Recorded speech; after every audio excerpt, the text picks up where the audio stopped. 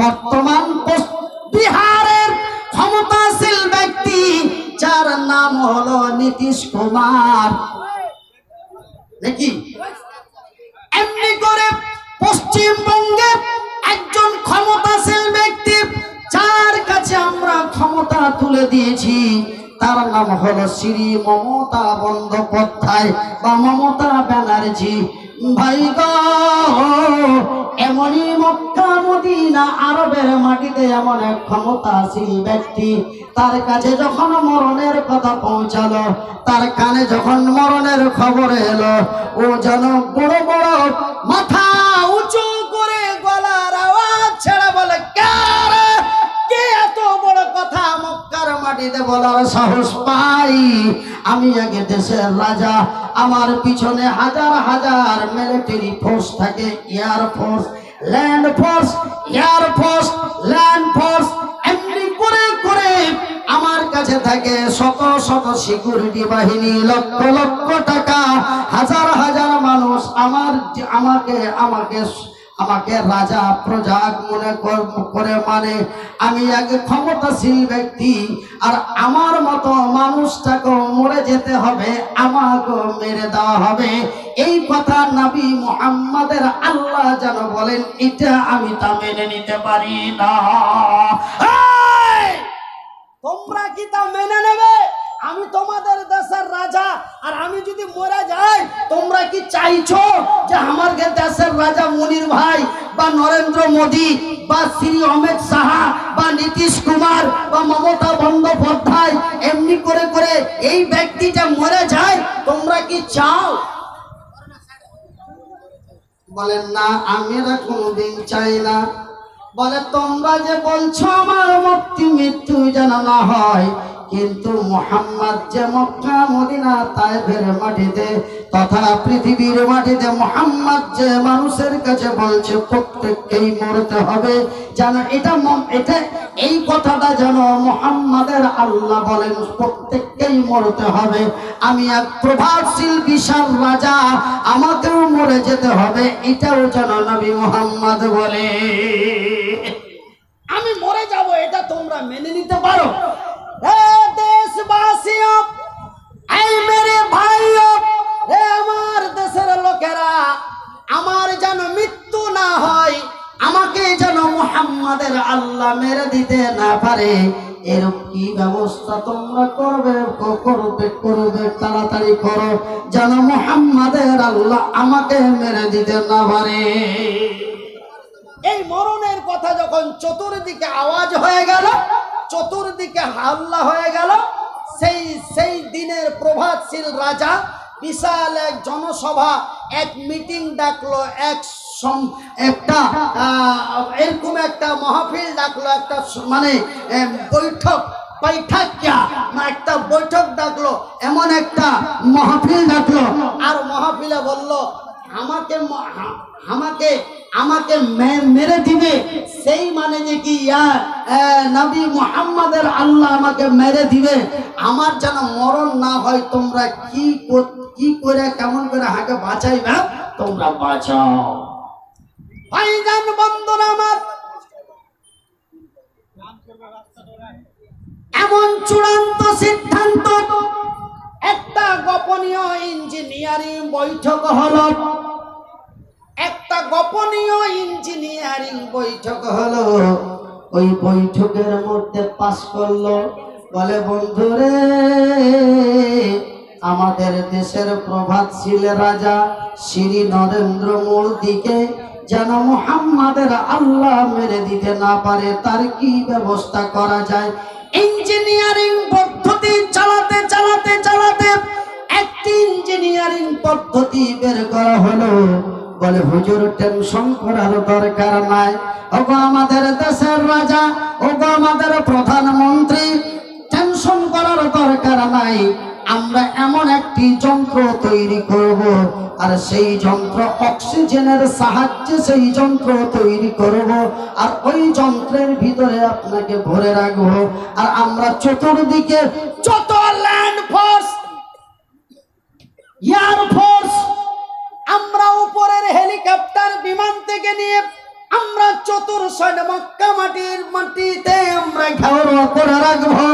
আমরা বড় বড় কমান্ডার মিলিটারি দামি দামি মেশিনারি ঘোড়া নিয়ে থাকবো, যেন আপনাকে কেউ মেরে দিতে না পারে। এমনই এক চূড়ান্ত সিদ্ধান্ত হলো, এমন একটা মেশিন যন্ত্র তৈরি করা হলো। ভাই গো, সেই মেশিনটা কি দিয়ে তৈরি করা হলো? সেই যন্ত্রটা কি দিয়ে তৈরি করা হলো? ভাইজান, সেই যন্ত্রটার কথা আপনাদের বলবো। ভাইজান বন্ধুরা আমার, আমি মনিরউদ্দিন বলি, যন্ত্র তো দূরের কথা রে, তুমি যদি মাটির নিচে 150 ফিট মাটির তলে তুমি লুকিয়ে থাকার ব্যবস্থা করো, সেইখানেও যেন আমার আল্লাহর ফেরেশতা আজরাইল তোর কাছে উপস্থিত হয়ে যাবে। আমি মনিরউদ্দিন সেই ঘটনাটাই আপনাদের বলবো। রাজি আছেন কিনা শোনার জন্য? বলুন, শুনবেন? বলবো। সেই যন্ত্রটা তৈরি করা হলো, যেই জায়গাটাতে রাজাকে লুকিয়ে থুবে, যেই জায়গাটাতে মন্ত্রীকে ভরে থুবে। এই যে দেখেন, আমাকে এত সুন্দর জায়গায় উঁচাতে বসিয়ে দিয়েছেন, আর চারিদিকের লোকজন আছে। যদি কেউ মনে করে যে মৌলভী সাহেবকে যা গড়মড়িয়া ধরবো, তো চিন্তা ভাবনা করবে, এই জায়গায় যদি গড়মড়িয়া ধরি, চারিদিকে যত লোক আসতে পারবো। তো এরকম করে আপনাকে ওই জায়গাটাতে ভরে দিব, লুকিয়ে দিব, আর আমরা চারিদিক একদম আঁকা ওপর থেকে সাইড থেকে চারিদিক থেকে আমরা গাইড করে রাখবো।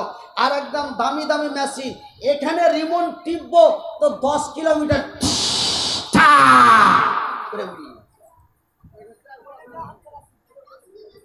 আপনার টেনশন করার দরকার নাই। মুহাম্মাদের আল্লাহ আপনাকে মেরে দেবে না, আপনি টেনশন করবেন না।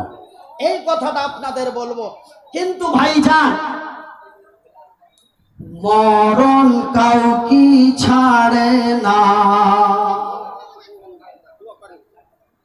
আমার ভাইরা, আমার আব্বা জানেরা, আমার ভাই জানেরা, মৃত্যু এমন এক খাতারনাকময় জিনিস, মরণ একটি এমনময় জিনিস। ভাই গো, মা কত কষ্ট করে পেটে রেখে মানুষ করেছিল। দক্ষিণ দিনাজপুর থেকে জালসা করে রাত্রিবেলায় মায়ের সিথানায় বসে, মার মুখগুলি, গালগুলি, চোখগুলি লেড়ে লেড়ে, মায়ের ঠোঁটগুলি লেড়ে লেড়ে বলতে কে রাত্রি 11টার সময় মাকে দেখে বাড়িতে আসলাম। ভাইজান বন্ধুরে আমার, মাকে বড় অন্তর দিয়ে বলেছিলাম, মা তুই বড় কষ্ট করে মানুষ করেছি, চল মা রে, আমি তোকে আমার বুকের কাছে আমার বাড়ির মধ্যে রাখবো। কিন্তু ভাই গো, যেই জায়গাটাতে মানুষের প্রথম বাসভবন হয়, ওই বাসভবন থেকে অন্য ভবনে যেতে মানুষ বড় কষ্ট পায়। পুরানা জায়গা ছাড়তে প্রত্যেকের কষ্ট হয়। তো মা কইছে, না বেটা তুই ওইটি থাক। তো যাক, মা তো চলে গেছে, বাপ বাইচা আছে। বাপ কোন রকম টুলুর মুলুর করে হাঁটছে, বেড়াইছে। তো আর বাপকে আমি জেনি বলছি, বাপু, আমরা কিন্তু আব্বাও কহি না আর বাপুও কহি না। আমার দাদর আমল থেকে আমরা বলি বাজার, মানে ভাটিয়া ভাষায় বলি বাজার, কিন্তু অ্যাকচুয়ালি বাংলা ভাষায় শব্দটা হবে বাপ জান। কি হবে? কি হবে? বাপ জান। কিন্তু আমরা ডাইরেক্ট ঠেলে দিছি বাজান। কিন্তু বাজান কথাটা বাংলা ভাষায় হচ্ছে বাপ জান। তো ভাইজান, তো বাপ, আমার বাপকে বলছি, আমাকে মেলায় বলছে, মেলায় ঝোনা গাঁ ঘরে যখন যাই চা পানি খাইতে বা এমনি ঘুরতে, হাজি মৌলভী সাহেব, তোমার বাপটা তো একলাই আছে, ভাই গেল তো সব আপন আপন হয়েছে, তো আপনার বাড়িতে তো আপনার বাপটাকে দিতে পারে।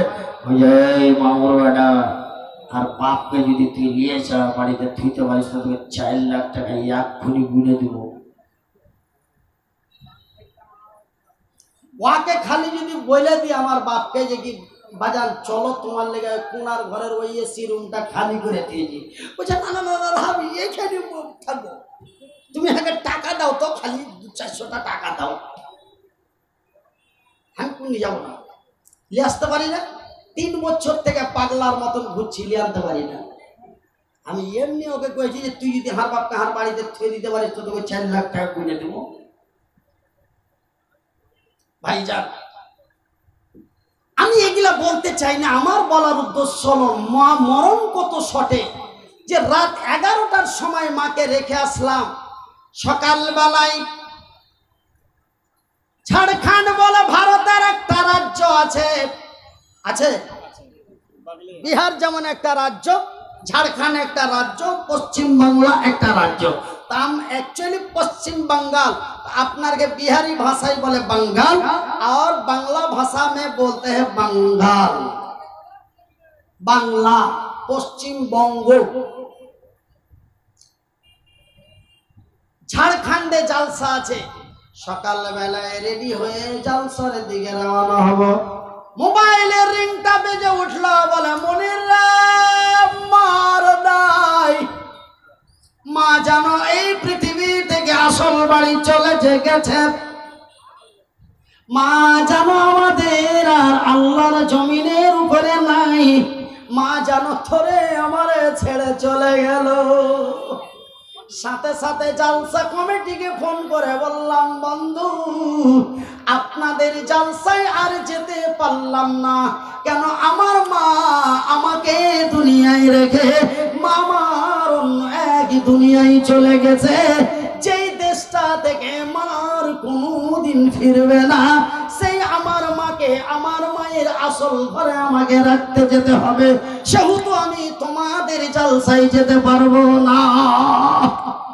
ভাই গো ওই বাড়িতে আমার মা আছে রে, ওই বাড়িতে আমার বাবাকেও চলে যেতে হবে গো, ওই বাড়িতেও আমাকে ডাক দিচ্ছে রে, সকাল থেকে সন্ধ্যা পর্যন্ত, মাগরিব থেকে নিয়ে এশার পর্যন্ত, সন্ধ্যা থেকে ফজর পর্যন্ত আমাকে কবর বারবার ডাক দিচ্ছে রে, আমাকে যেন আসল বাড়ি চলে যেতে হবে।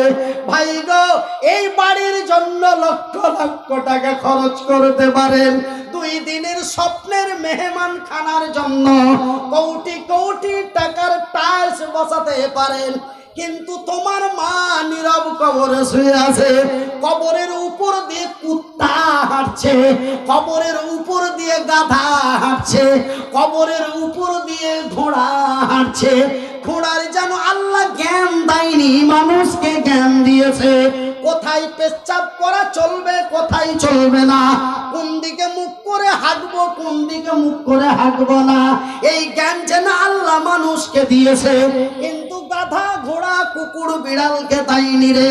ওই কুকুর যেন আমার মায়ের কবরে যে হেগে আসে, ওই ঘোড়া যেন আমার মায়ের কবরে মুখে দেয়, ওই গরু যেন আমার মায়ের কবরে বাবার কবরে পেচ্ছাপ করে, তোর জানে কি ব্যথা পায় না, তোর গায়ে কি লাগে না, যেই মা তোরে 10টি বছর ধরে মানুষ করলো, যেই মা তোরে পেটে ধারণ করে রাখলো, তোর মায়ের কবরটাকে তুই ঘেরতে পারবি না, তোর মায়ের কবরটাকে কি তুই হেফাজত করতে পারবি না, তোর বাবার কবরটাকে কি তুই নিরাপত্তা করতে পারবি না, তোর বাড়িতে তুই টাইলস বসাতে পারলি রে, কিন্তু তোর মায়ের আসল বাড়ির জন্য 200টা টাকা কি তোর দেওয়ার ক্ষমতা জুটলো না।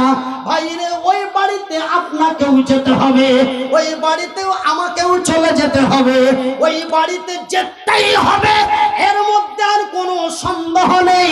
লাসা কাফি এমন অনেক জিনিসের উপরে সন্দেহ হয়, এটা হতেও পারে নাও পারে, কিন্তু আপনাকে এই বাড়ি ছেড়ে আসল বাড়ি যেতে হবে, এর কোনো সন্দেহ নাই।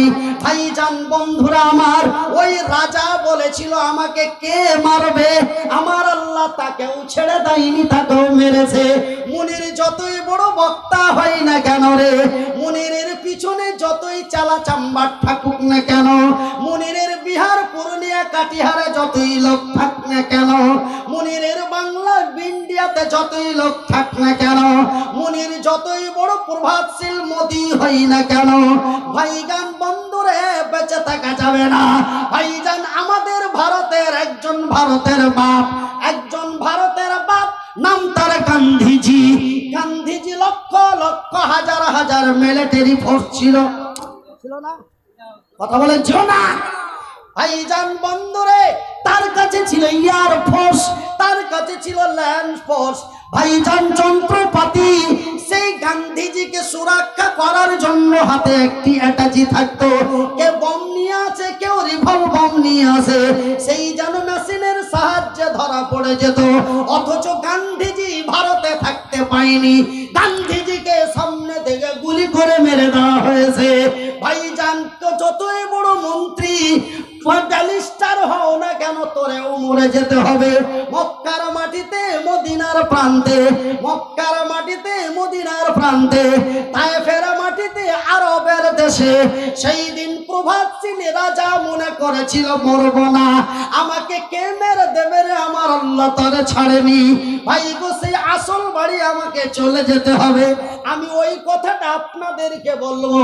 সেই রাজা এমন একটি যন্ত্র তৈরি করলো, সেই যন্ত্রটা কিসের তৈরি করলো সেই কথাটা আপনাদের অবশ্যই বলবো, আল্লাহর কসম দিয়ে বলছি।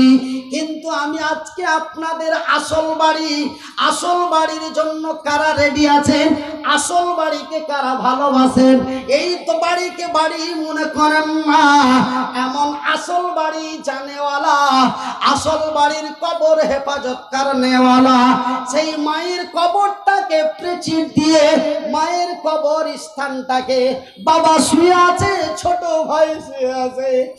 ভাই গো, আমার বাড়ির পাঞ্জরে একটা নওজোয়ান এমন বয়সের ছেলে, স্ত্রী তাকে ছেড়ে চলে গেল। ছেলেটা প্রতি শুক্রবার 500 টাকা করে ওর বিবির জন্য দিছে। কতই যেন ছিল ভালোবাসা বিবিরে, কতই ছিল যেন মহব্বতের বিবিরে, তাকে যেন ছেড়ে চলে গেল। আর তার জন্য প্রতিদিন 500, প্রতি জুম্মা 500 করে দিচ্ছে। ভাইজান বন্ধুরে, আমার আব্বা জানেরা, ওই কবরস্থানের জমি নেওয়ার জন্য, ওই কবরস্থানের নিরাপত্তা করার জন্য, ওই কবরস্থানটাকে সুরক্ষিত করে রাখার জন্য ভাই গো কিছু অর্থের প্রয়োজন, কিছু টাকার প্রয়োজন, কিছু পয়সার প্রয়োজন, কিছু জমির প্রয়োজন। ভাই মাকে কত ভালোবাসেন, মা কবরে শুয়ে আছে রে, ওই মায়ের কবরের জন্য, ওই বাবার কবরের জন্য আমি বেশি আমি বেশি নয়, মাত্র 10টা লোক, আমি গতকালকে 11টা লোক চেয়েছিলাম, 500 টাকা করে বলেছিলাম 5 জন, 1000 টাকা করে বলেছিলাম 5 জন, 5000 টাকা বলেছিলাম একজন। কিন্তু হাইরে ধানগামা, ওখানটা কি ছিল কালকের জায়গা, ধানগামা, হাইরে ধানগামার লোকেরা, আল্লাহ গভীর রাত্রে হাত দুটি উঁচা করে তোমার কাছে দোয়া করি, আল্লাহ তুমি ধানগামার লোককে জান্নাতবাসী করো, আল্লাহ তুমি ধানগামার লোককে জান্নাতে দাখিল করিয়ে দাও। কেন ধানগামা লোকেরা, ধানগামার মায়েরা, ধানগামার মা বোন খালারা, ভাইয়েরা, বন্ধুরা, হাত নাই পা নাই, ন্যাংরা লুল্লা মনে করেনি। যখনই 1000 টাকা করে বললাম, চট চট চট চট করে তারা দিতে আরম্ভ করলো। কিসের জন্য রে? ওই জান্নাতের ঘরের জন্য।